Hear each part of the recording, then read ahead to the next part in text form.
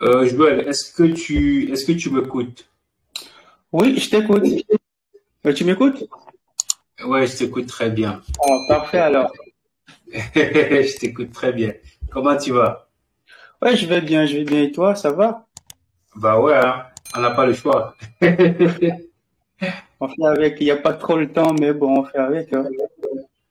Bah ouais, non, ça je comprends, hein, donc on sait un peu comment ça se passe, c'est pas évident. Avec l'emploi de temps, Ah oui, c'est euh, super chaud. c'est super chargé, ouais. Et je voyais Victor tout à l'heure en ligne, je disais que Victor, même Victor, j'ai pu vivre Victor depuis.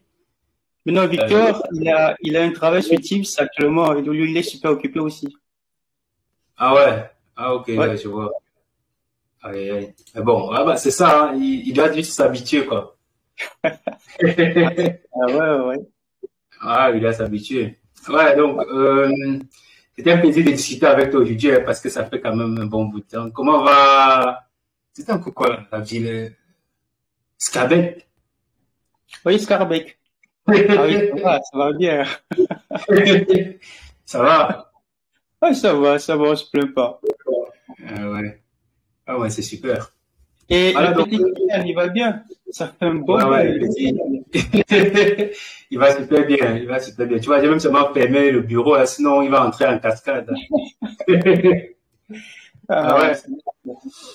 Alors, Joël, donc, comme, bah, déjà, merci d'avoir accepté, hein. Comme tu as dit, avec l'emploi du temps, c'est pas évident. Merci d'avoir accepté de. mais non, je t'en prie, c'est un plaisir. Donc, ce soir, on va un peu parler de la situation entre la Russie et l'Ukraine. Tu vois, comme je disais, j'évite d'utiliser le mot guerre, tu vois. Il faut pas parler des conflits. Ouais. Et je pense que toi également, ça va te conforter cette expression-là. C'est mieux de parler des conflits parce que, bon, voilà, pour éviter Je des pense sanctions. que même en Russie, ils ne parlent pas de guerre, mais ils parlent de opération militaire spéciale. Donc pour eux, c'est pas une guerre en fait. Ah, Si bah parler ouais. de guerre en Russie, c'est passible d'une peine, hein. Oui, Heureusement que tu n'y es plus. ah, c'est ça. Ok. Donc, voilà, donc petite présentation, c'est juste le prénom, bah, Joël, peut-être comme j'ai déjà assez dit, peut-être ta Ouais. ville actuelle. Alors, j'habite à Bruxelles, à Schaerbeek, la commune de Schaerbeek. Ouais, voilà. Donc je Et suis, actuellement. tu dis? Non, je t'écoute. Donc, je suis étudiant à la fac de médecine de l'ULB. Donc, j'habite à Bruxelles et j'ai passé 2 ans d'études en Russie, dans une petite ville de la Russie, de Briansk. Ouais, Donc, j'ai ouais. passé une année d'études de langue et une autre étude facultaire, une autre année d'études facultaires. Donc, c'est un peu ça. Ah ouais, super.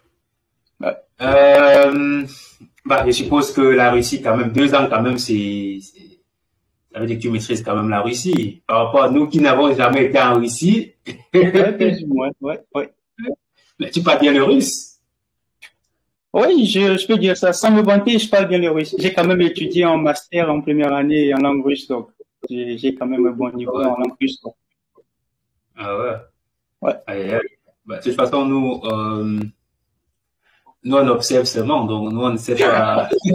Mais c'est une belle expérience quand même. Moi, je pense que c'est une belle expérience. Parler le russe. Ah oui, hein, c'est bon. En même temps, ouais, c'est bien de savoir des langues. C'est quand même cool. Donc, voilà, c'est un peu ça.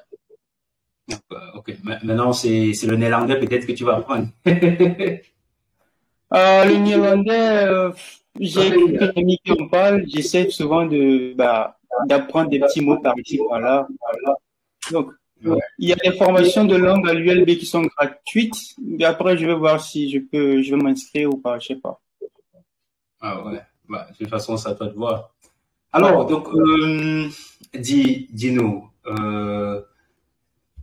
comment est-ce que tu t'es senti dès lors qu'il y a eu cette crise-là ou ce conflit-là entre, voilà, la Russie et l'Ukraine, quoi?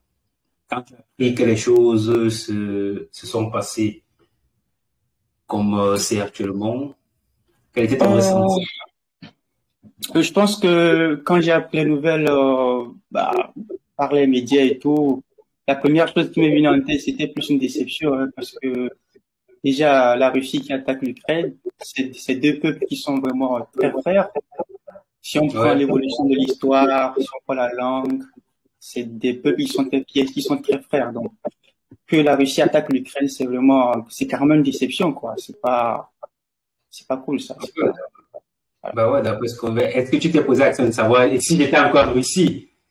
Bah Si. oui, forcément, je me suis demandé, je me suis posé cette question, puis j'y étais il y a à peine 6 mois, donc cette question, Ouais. ça traverse forcément l'esprit.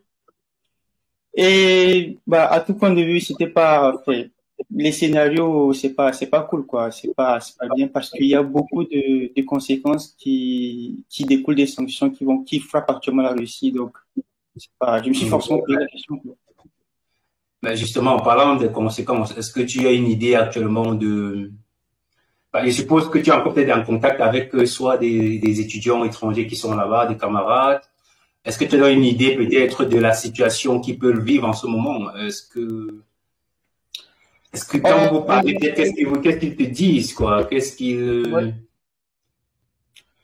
Alors, je suis en contact, oui, avec quelques camarades, mais c'est plus avec des copains russes. Bon, ils me disent que bah, c'est plus des impacts économiques avec des sanctions qui frappent actuellement la Russie.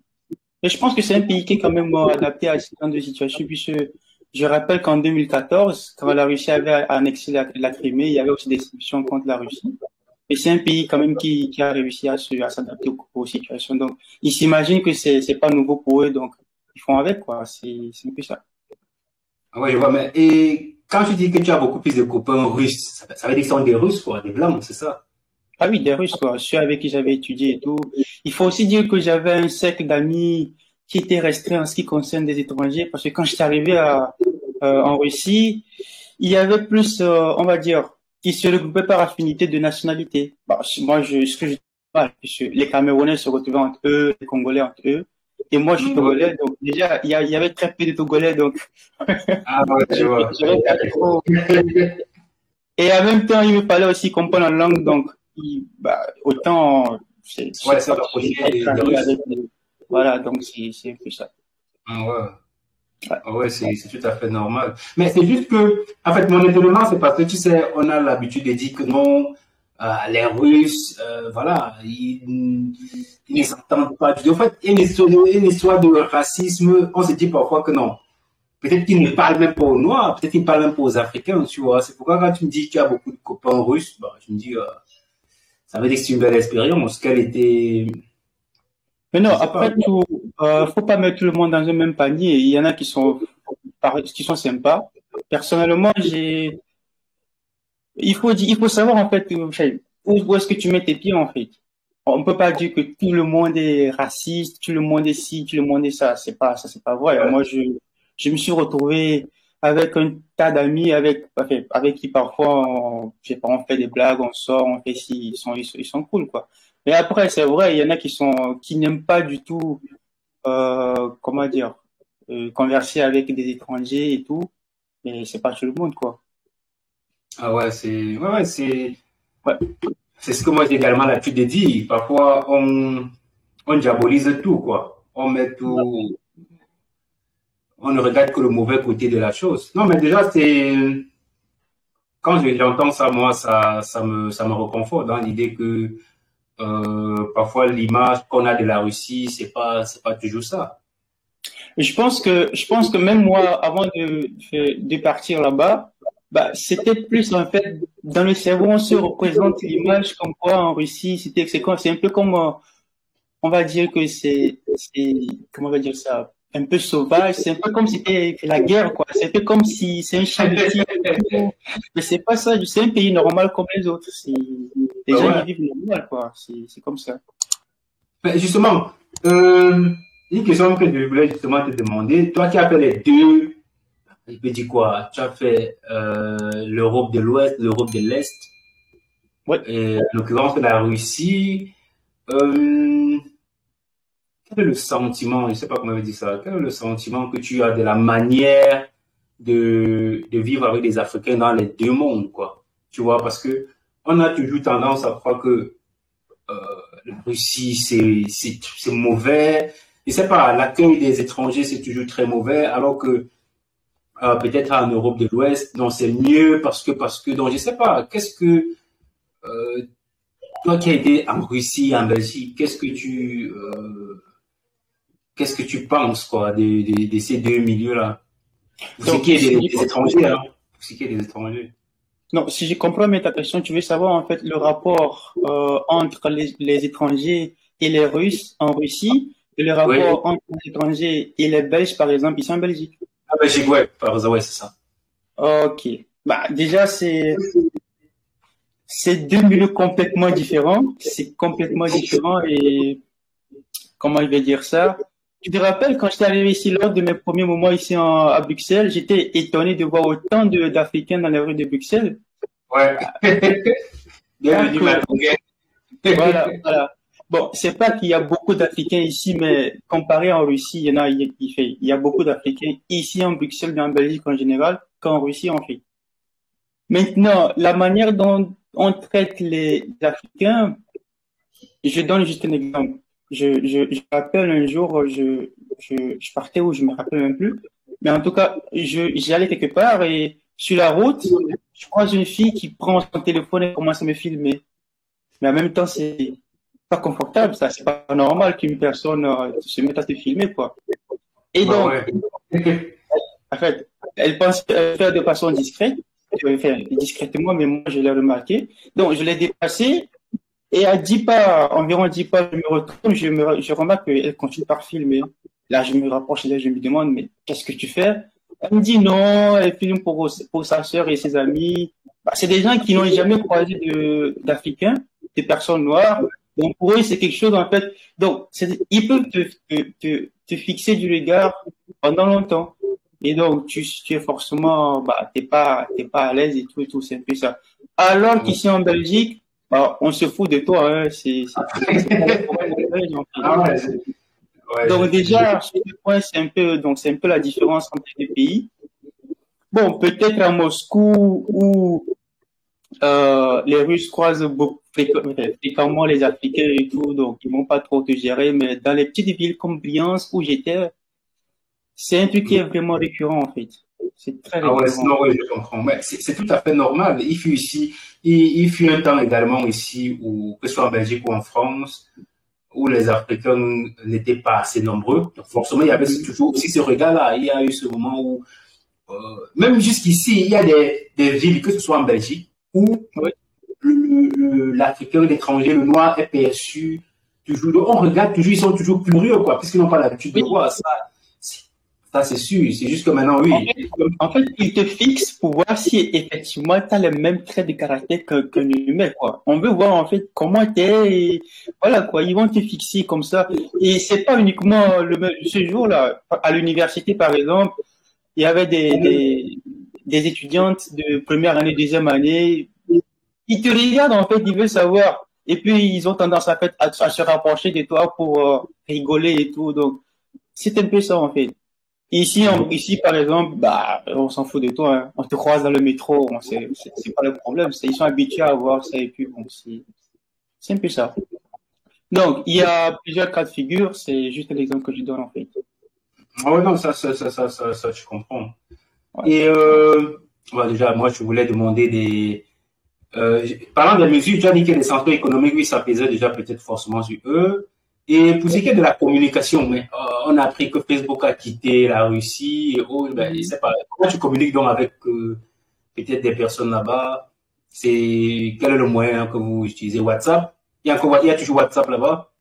Bah, déjà, il faut savoir que les réseaux bah, qui découlent du groupe de Facebook ne sont pas très utilisés, mis à part Instagram. Déjà, Facebook, les Russes ne savent, pour la majorité, ne savent pas vraiment que ça existe en fait. Facebook, c'est C'est pas vrai? leur. Bah oui, Eh, bah oui. alors? Je me rappelle, au début, j'étais en contact avec un ami, il savait même pas ce que c'est que Facebook. C'est plus Instagram, ils connaissent. Mais après, la Russie a son propre réseau social qui s'appelle VK, Contactive. Donc, via ce réseau, bah, ils s'échangent. C'est vrai que ces réseaux, les réseaux sociaux comme Facebook, Instagram et tout, ils ont quitté la Russie.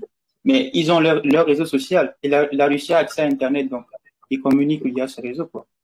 Et moi, par exemple, je discute avec les Russes via ce réseau. Je vois leurs posts et puis voilà, on communique, il y a des appels audio, vidéo et tout. Donc, bref, je communique normal avec eux, quoi, sans problème. Mais dans un réseau comme Facebook. Oui. Tu peux, là où tu peux le télécharger. Tu peux t'inscrire normal. Il y a toute publication, story, message, appel audio, appel vidéo, c'est normal, quoi. Ça, toutes les caractéristiques d'un réseau social. On apprend. Et c'est quoi le nom du réseau? Alors, tu as dit c'était quoi? VK. VK. Ah ouais, je vois, oui, je vois ça, VK. Ouais. Mais oui. Après, il y a aussi d'autres réseaux, un peu comme Telegram. Bah, Telegram, ça marche. Ça marche, Telegram. Telegram, pour moi, c'est un réseau encore très intéressant, quoi. Tu vois, par exemple, on fait cela chez Telegram. On peut pas le faire sur, peut-être on peut le faire sur WhatsApp, mais moi, je trouve que Telegram, depuis un certain moment, est très intéressant, hein. On peut faire des choses à près de 200 000 personnes. On peut faire un canal de diffusion de près de, en fait, c'est illimité, quoi. C'est énorme. C'est énorme. Et il y a même un canal de diffusion sur la guerre en Ukraine, toujours sur Telegram que je suis. Franchement, là, je pense que là-bas, j'ai des bonnes informations par rapport à tout ce qu'on nous pour ici, à longueur de journée. Mais c'est dit. Mais bon, tu vois, puisque tu me dis il y en a en Russie qui ne connaissent même pas Facebook. Ouais. Alors ici, dès lors qu'on a appris que Facebook quittait la Russie, il faut voir comment les médias occidentaux disent non, Facebook doit quitter la Russie, c'est l'hécatombe, ils vont faire comment là-bas, mais alors que les gars ne connaissent même pas, il y en a qui ne connaissent même pas Facebook. Ceux qui connaissent Facebook, c'est tous les habitants qui sont à Moscou, les grandes villes de la Russie, Moscou, Saint-Péter. Et après, le réseau qui reste vraiment populaire, c'est VK. Ils ont leur propre réseau, donc si Facebook quittait, ils sont tranquilles, là, ils n'ont pas de problème de ce côté-là. Ah ouais, bah ouais, hein. Mais, et maintenant, tu sais, c'est vrai qu'on fait pas la politique, mais tellement les informations qu'on nous donne ici en Europe de l'Ouest, tu vois, on a l'impression que le peuple ne soutient pas son président. Mais toi, maintenant, qui a été là-bas, tu penses vraiment, est-ce que les Russes sont derrière le président ou alors la majorité et quelles sont les impressions, quoi, puisque tu as été en contact avec eux, là, je veux dire quoi, sont eux qui, tu vois ce que je veux dire? Oui, je vois, je comprends ce que tu veux dire. Je pense que là-dessus, les Russes sont clairement partagés. Il y en a qui soutiennent l'avis du président, il y en a qui sont pas du tout d'accord. Parce que je discute pas mal. On a en fait un groupe de promotion avec qui j'étudiais. Donc, toujours là-bas, il y a toujours des infos. Ils discutent entre eux et tout. On s'échange via ce groupe, quoi, sur le même réseau VK. Donc, il y en a qui sont pas du tout d'accord. Ils veulent en fait que tout ça s'arrête parce que déjà les sanctions économiques, c'est pas le président, ce sont pas les plus riches qui sont impactés, mais c'est la population. Donc, les autres en fait ils sentent des conséquences qui le frappent, donc ils veulent que ça s'arrête le plus tôt possible. Mais après il y en a qui voient comment dire, qui prend le président en fait comme le sauveur du peuple, donc ils sont pour. Donc déjà, je pense que ça, c'est cette information, je l'ai eu des médias occidentaux. Après, ça reste à vérifier. Il y aurait des manifestations dans les villes comme Moscou, Saint-Péter. Donc, si réellement il y a des manifestations, donc clairement, tout le monde n'est pas d'accord. Il y a une bonne partie qui n'est pas d'accord et une autre partie qui est d'accord. Ouais, c'est tout à fait normal. Le problème, c'est que tellement on nous donne des informations ici, on a l'impression que voilà, le président, c'était un diable. Mais bon, on n'ignore pas les médias occidentaux, donc.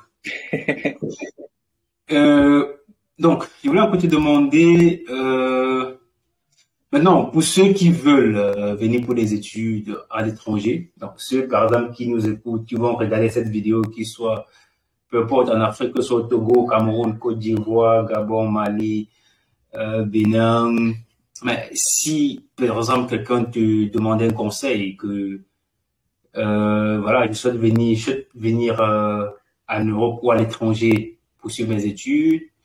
Est-ce que tu me conseillerais la Russie ou la Belgique? Bah, si oui, pourquoi? Puisque forcément, tu connais un peu les deux systèmes. Oui. Si il faut conseiller, voilà, un ami, un frère, quelqu'un qui nous écoute, qu'est-ce que toi tu peux dire? Alors, moi, je pense que c'est plus en fait, il faut voir son projet d'étude. Il faut savoir concrètement ce que tu comptes réaliser. C'est ce qui est important. L'important, c'est pas le pays. Mais Ouais, ça, ouais, je t'as prends raison. juste un exemple. Je prends juste un exemple pour certaines formations comme la formation, des formations militaires, des formations en aérospatiale, bah, la Russie est vraiment meilleure dans ce domaine au monde. Donc, si tu comptes Ouais, ouais, vraiment te former dans ce domaine, autant te former dans le pays qui excelle dans ce domaine. Donc, la Russie, c'est une bonne destination. Mais dans certains domaines comme la biotechnologie, par exemple, bah, la Russie, c'est pas vraiment le pays qu'il faut parce que moi, personnellement, j'ai suivi des cours de ce matière, des travaux pratiques. C'est pas vraiment au point en fait. Alors qu'en Belgique, ici, par exemple, c'est parfait, quoi. Ici, j'apprends tu apprends la vraie connaissance, en fait. Tu sens que, voilà, tu as fait l'information. Donc, si je dois résumer, c'est la cible, c'est pas vraiment le pays, mais c'est plus en fait ton projet d'études, ce que tu comptes faire. Il faut prendre au maximum des informations sur l'université et être sûr que voilà, la formation que j'aurai après, ça cadre bien avec ce que je veux. C'est un peu ça, quoi. Moi, c'est ce que moi je conseillerais pour des gens qui souhaitent étudier dans un pays hors de chez eux. Ouais, ouais, je pense que là, voilà, tu as bien développé, mais cependant, tu sais, Oui, parfois aussi l'environnement des études est très important pour les études. Donc, l'environnement dans lequel on est oui, peut être un facteur qui soit doit t'aider à réussir dans tes études ou doit tout simplement être un impact ou un inconvénient sur ton projet. C'est aussi dans ce sens-là que peut-être quelqu'un peut te demander, mais oui, on accepte que oui, la personne maîtrise réellement oui. son projet d'étude. Mais maintenant, est-ce que l'environnement, pour ce qui est de l'environnement, de tout ce qui n'est pas d'environnement, je parle de tout ce qui est atmosphère, tout ce qui est support des cours, tout ce qui est la qualité je vais dire quoi, la méthode pour dispenser, Oui, euh, oui, je vois. je parle également même de la langue qu'on parle, tu vois, Ok.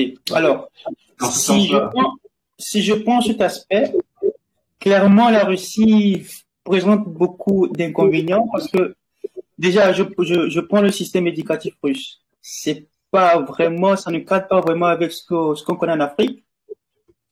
En comparaison avec la Belgique, où là, ouais, quand tu viens en Belgique, c'est vraiment le même système que ce qu'on connaît en Afrique, donc c'est plus simple d'évoluer. Alors qu'en Russie, par exemple, quand tu vas arriver, d'abord, c'est obligatoire la première année de langue russe. Et là, Parce que ouais, ouais. les cours, tu vas les suivre en langue russe. Et donc, la langue russe, c'est pas une langue qui est aussi simple, elle est assez complexe. Si moi, je l'ai appris en si peu de temps, c'est parce que je faisais beaucoup d'efforts et en même temps, j'ai eu la chance d'avoir des copains avec qui j'interagissais et tout. Ça, c'est une chance, ça. Donc, imagine un peu moi, par exemple, je faisais des cours. Quand je me suis inscrit après l'année de langue, je faisais des cours. Et en fait, je vais dire 4 fois, 5 fois plus d'efforts que les étudiants russes eux-mêmes. Déjà, eux-mêmes, c'est leur langue eux-mêmes. Ils comprenaient que dalle. Ils comprenaient rien du tout. Mais maintenant, Ouais. moi, je dois à la fois comprendre et la forme, un instant. Voilà. Mais maintenant, moi, je dois comprendre et la forme de ce qui se raconte. Donc, c'est pas aussi simple, quoi. Donc, euh, bah, sur ce point, je pense que la Russie, c'est pas bien, quoi. Mais maintenant, en ce qui concerne l'atmosphère d'études, je pense que la Russie a vraiment du chemin à faire s'ils veulent toujours avoir des étudiants étrangers qui souhaitent venir étudier chez eux, parce qu'il y a une tas de choses qu'il faut qu'ils mettent en place. Par exemple, Je pourrais citer par exemple. Je prends juste un exemple, comment dire, un exemple aspect économique. Des étudiants étrangers qui sont en Russie dépendent fortement des aides financières qui viennent de l'extérieur, que ce soit des parents, des cousins et tout. Alors qu'ici en Belgique, il y a moyen en fait de pouvoir s'en sortir, de ne pas trop compter sur Ah cette ouais, aide il y a en moins fait. de C'est un peu ça en ouais. fait. Donc, sur ce côté, c'est pas, il y a plein d'inconvénients qui suppriment en fait. Qui sont Ah quoi? ouais, c'est aussi ça qui permet de se décider. Parce que toi-même, tu sais, quand on quitte, lorsque la famille t'envoie à l'étranger, c'est pas pour que tu restes à la charge pendant des années. Surtout qu'on a toujours d'autres derrière nous. Donc, il faudrait bien Ouais. qu'à un moment, si tu dois faire peut-être 8 ans ou 7 ans d'études en Russie et que c'est toujours la famille qui finance, finalement, ça Alors serait un là, peu c'est difficile. pas, ouais, tout à fait, tout à fait. C'est pourquoi moi, je me dis, mais bon, c'est pas pour décourager ceux qui veulent aller en Russie. Donc, comme tu as dit, en Non. fonction du projet de tout un chacun, si quelqu'un se sent intéressé par la Russie, pourquoi pas. Bah oui, celui qui trouve que ça le va, il n'y a pas de problème. C'est pas la mort là-bas. C'est normal, il n'y a pas de souci. Mais après, il faut juste prendre des infos. Ce qu'il faut normalement, si tu es sûr d'avoir tout ce qu'il faut et tu trouves que ça te va, c'est tant mieux, quoi. Mais parlant même d'environnement, il y a un aspect très important que qu'on oublie là. Il y a la température, il y a le climat. Tu t'imagines, on sort de l'Afrique où il fait chaud tout le temps, il fait beau. Hein, on dirige directement en Russie. Mais moi, je me demande toujours comment est-ce que tu as fait en Russie, directement, tu arrives en Russie. Mais ce que je veux, on est toujours, la température, c'est, je sais pas, on a toujours des bonnes températures tout le temps. Il fait beau presque, même quand il pleut, après il fait beau. On est Mhm. d'accord. Ouais. Maintenant, quand on arrive en Russie, comparé à la Belgique, Ouais. quelles sont les températures, en fait, la température moyenne en Russie et vu le temps que tu as passé en Belgique, je sais pas, quelles sont tes impressions, en fait, quelle est la différence? Toujours parlant de l'environnement dans lequel l'étudiant étranger est censé faire des études. Est-ce que la Belgique et l'Ukraine, il y a match? Alors, je pense que en ce qui concerne la météo en Russie, il n'y a pas de commentaire à faire. Il fait super froid en Russie, ça c'est sûr. Parce que je me rappelle quand j'étais en même temps, je sortais de l'aéroport de Moscou, j'ai chopé une fraîcheur, c'était pas possible quoi. Et là on me dit que non, ça c'est juste en fait l'automne et que bon voilà quoi, ça c'est juste l'échauffement avant le match. Et après je voyais que l'hiver, d'abord il neige super fort là-bas, c'est pas la blague. Et les températures peuvent aller jusqu'à combien? On était dans les mois 25, hein, et on me dit c'est que c'est en fait la partie chaude de la Russie. Et il y a des parties comme la Sibérie, où les températures vont de moins jusqu'à moins 50, moins 70, et c'est pas possible, ça. C'est pas du tout possible. Il fait super froid. Super froid, c'est pas possible. Il fait Ah super ouais. froid. En Belgique, par exemple, bah, j'ai juste vu une fois moins 1, hein, c'est tout, hein. Ouais. C'est autour de 4, 6 comme ça. Et pour moi, en fait, c'est peut-être pour ça que je me sens bien ici en Belgique, en fait. Quand je vois des gens porter des combinaisons et tout, moi, je suis tranquille, ça me va, il n'y a pas de problème. Je Donc, rigole. non, c'est pour, je me rappelle aussi, il y avait en fait, euh, comment dire, la propriétaire ici me demande, mais t'as pas froid? Je dis non, moi ça va. Et c'est pas, elle comprenait pas en fait. Donc, franchement, il fait super froid en Russie. Très froid. Très, très froid. Pas, il faut être bien comme, il faut porter des bonnes combinaisons là-bas et tout. Sinon, j'ai plein d'amis qui ont chopé des maladies à cause du froid. Parce que lorsque tu inspires de l'air et que l'air est très fraîche, en fait, il y a des dépôts qui créent en fait après euh, des infections au niveau du poumon et tout, c'est pas très bien, quoi. Il y a de l'eau qui reste et puis ça crée en fait une réaction inflammatoire. Donc c'est quand même, il faut. Mais et à quel Bon, moment, pour des gens, pour des Russes, ça va, il n'y a pas de problème. Eux, ils sont adaptés. D'ailleurs, même il y a des Russes même qui ne supportent pas le froid. Et maintenant, qu'en est-il pour des étrangers qui viennent des zones super chaudes où on est habitué à des températures de combien? 25, 27 degrés. Passer de 27 degrés à cette température, c'est carrément un choc thermique, quoi. Donc, c'est. C'est un peu ça. Et là-bas, l'été chez vous, la température, en fait, là-bas, L'été en Russie. ouais. Ah non, Il y a l'été, pas de... elle est bonne, hein. L'été, elle est bonne. Si c'est l'été, il fait quand même chaud. En même temps, ça dépend. En fait, la Russie est très vaste. Le fait que la Russie soit très vaste, en fait, les météos sont très, très différentes selon les endroits. En Sibérie, par exemple, même en été, ce sont des températures qui sont pas possibles, en fait. Bon, il fait pas très froid, mais l'été, il fait pas aussi chaud que ça, quoi. C'est des zones qui sont vers le nord, donc c'est normal. Même en été, la température n'est pas aussi chaude, il fait pas aussi chaud. Mais il y a la partie asiatique de la Russie où il fait super chaud, hein. C'est carrément comme l'Afrique, quoi. Donc Ouais. c'est un peu ça. Ah, ok. Voilà, donc, c'est important de savoir, hein, tu sais, il y a beaucoup de gens qui souhaitent vraiment voyager pour soit étudier à l'étranger, que ce soit en Belgique ou en Russie. Et je Ouais. pense que quand tu as des informations comme ça, franchement, ça aide à se décider, tu vois. Oui, tout Ça à aide à se fait. Il décider. faut tout savoir, hein. Oui. Voilà, donc peut-être avant que tu me donnes ton mot de fin, peut-être avant que tu...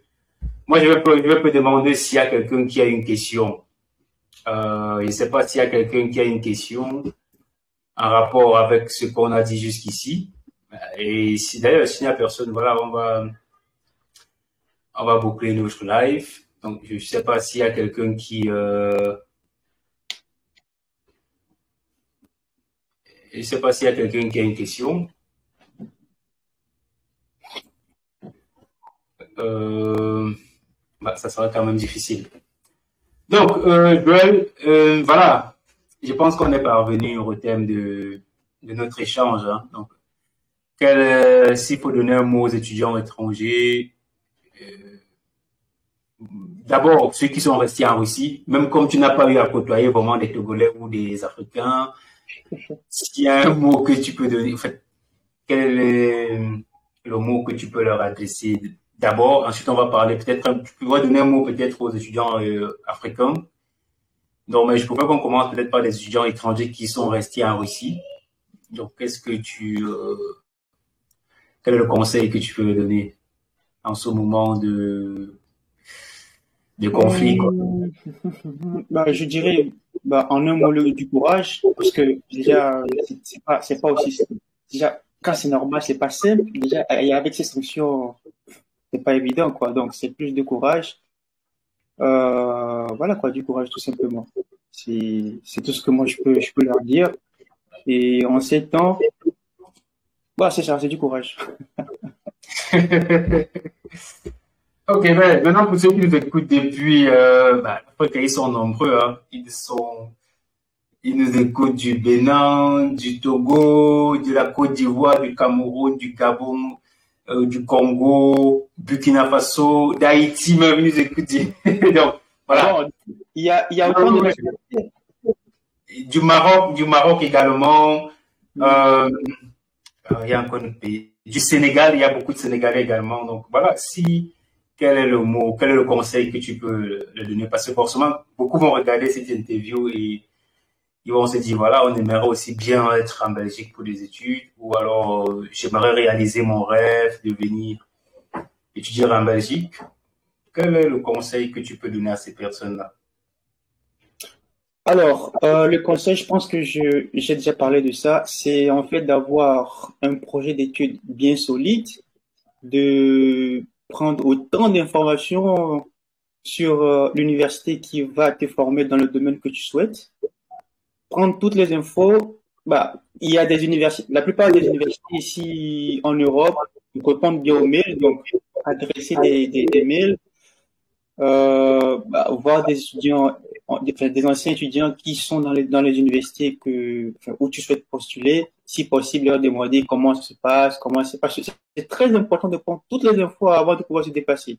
Il faut savoir concrètement à quoi s'attendre, il faut pas être surpris en fait. Donc c'est bien ça, c'est vraiment de savoir concrètement là où, enfin, dans quoi tu te lances, quoi. C'est très capital.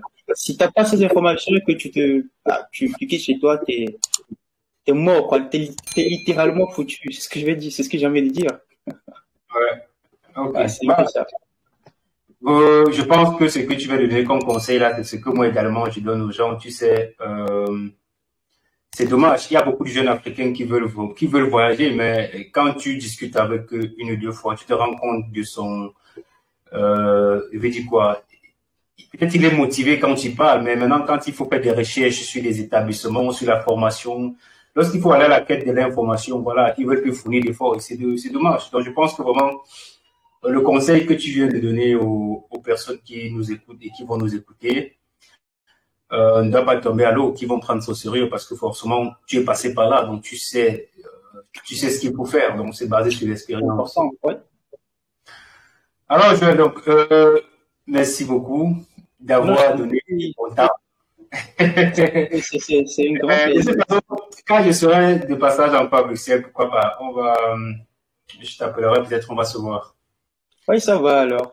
Au passage, je pense que l'ULB à partir de la semaine prochaine, nous avons le printemps des sciences. Donc, nous avons fait des travaux qui sont publiés sur le site de l'ULB. Donc, si ça vous intéresse, si vous avez un peu de temps, n'hésitez pas à passer pour voir ce qu'on a fait comme travail. Il y a la fac de médecine, la fac de biologie et d'autres facultés qui ont envoyé des travaux. Donc, si ça vous intéresse, vous n'avez qu'à vous connecter. Sur le site de l'ULB. Oui, tout à fait. Je pense qu'il est écrit Printemps des sciences 2021-2022, donc vous pourrez voir ça. Bah ouais, avec plaisir, pourquoi pas. Allez, bonne soirée Joël et on se dit seulement à une autre fois quoi. Merci, passe aussi une bonne soirée. Salut Kylian de ma part. Allez, merci. Bonjour, je m'appelle Ahmed Saïd, étudiant en électromécanique à la Haute École Condorcet. Grâce au guide complet, j'ai suivi ma procédure jusqu'à l'obtention du visa.